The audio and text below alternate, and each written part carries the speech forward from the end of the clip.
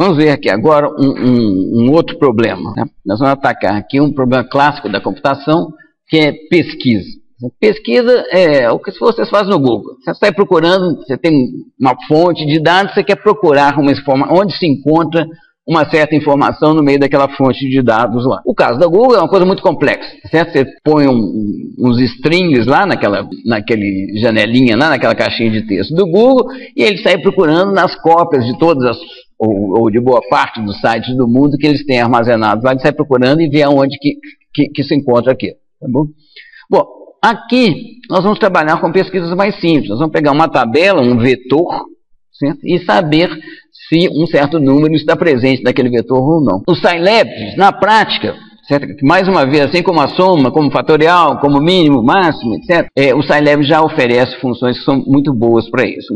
Uma delas que eu uso muito na prática é essa find. A find, vou mostrar para vocês aqui. A find faz o seguinte, gente, ela devolve os índices de um vetor de booleanos.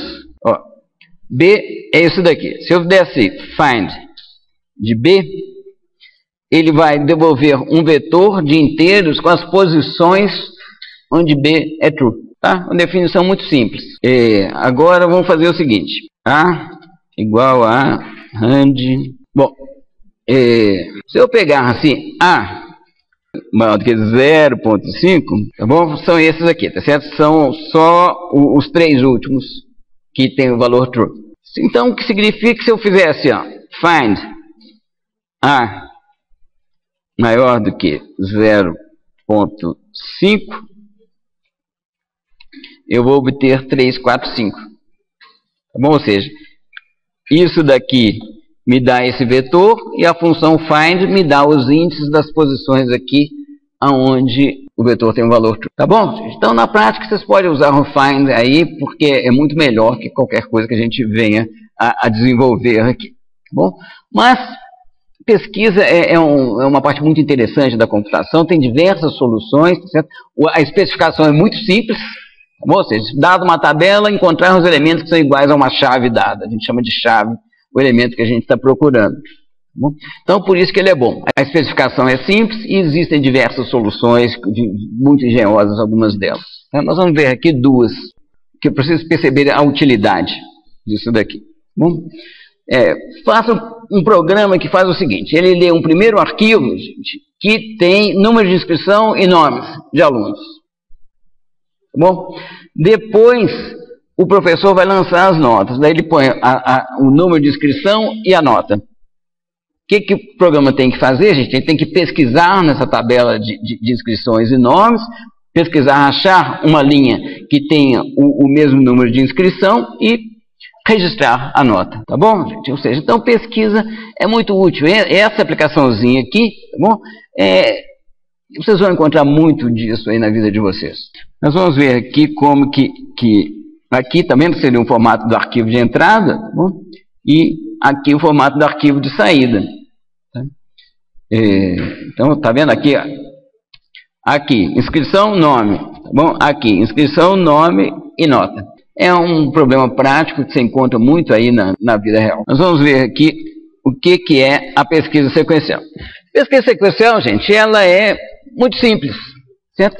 Você sai varrendo, você quer saber, você tem uma tabela, que eu estou chamando aqui de table, onde você está procurando algum elemento com valor igual aqui, a chave.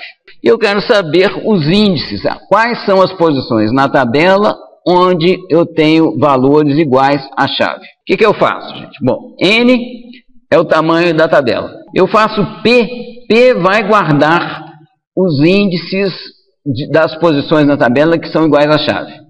Então ele começa com nenhuma, tá certo? Isso aqui, não sei se vocês lembram, tá bom? Isso aqui é a notação para uma matriz vazia. Tá bom? Eu começo com I igual a 1. E vou fazer o I variar de 1 até N, tá bom? Vou fazendo I igual a I mais 1 aqui o tempo todo. Se table índice I for igual aqui, eu vou fazer P igual ao vetor de índices antigo que ele já tinha, da primeira vez é vazio, acrescido da posição I.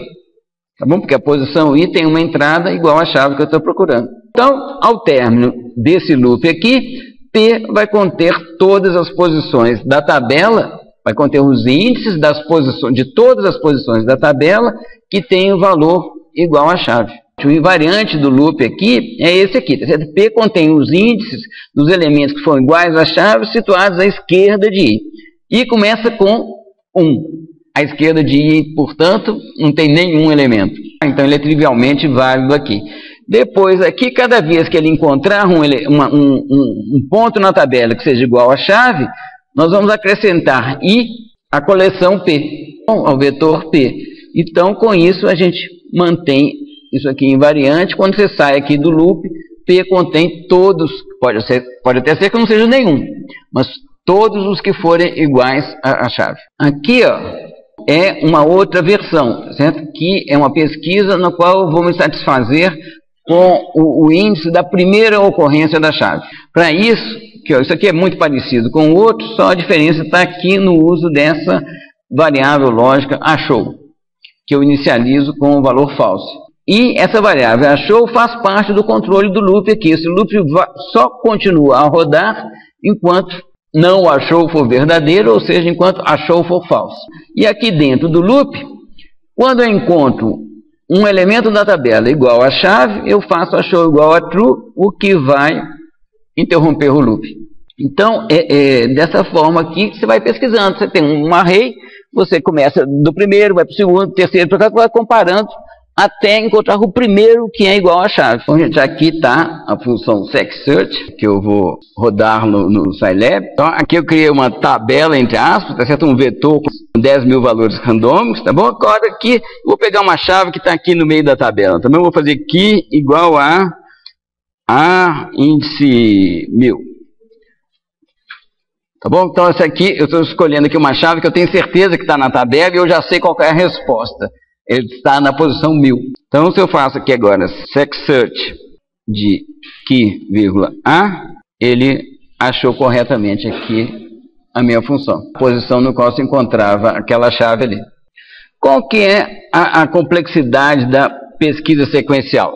Se n é o tamanho da tabela, se a gente considerando aquele algoritmo que para na primeira posição que encontrou a chave, você pode ter uma única comparação, se o elemento que você está procurando é o primeiro da tabela, e pode ter n comparações, se o elemento que você está procurando for o último da tabela, pode ter n sobre 2, se o elemento que você está procurando for o do meio da tabela, se estiver colocado no meio da tabela. Então, e pode ter n comparações também para todos os elementos que não constam da tabela. A gente diz, então, que a complexidade da pesquisa sequencial é O de n, ela cresce com o tamanho da tabela.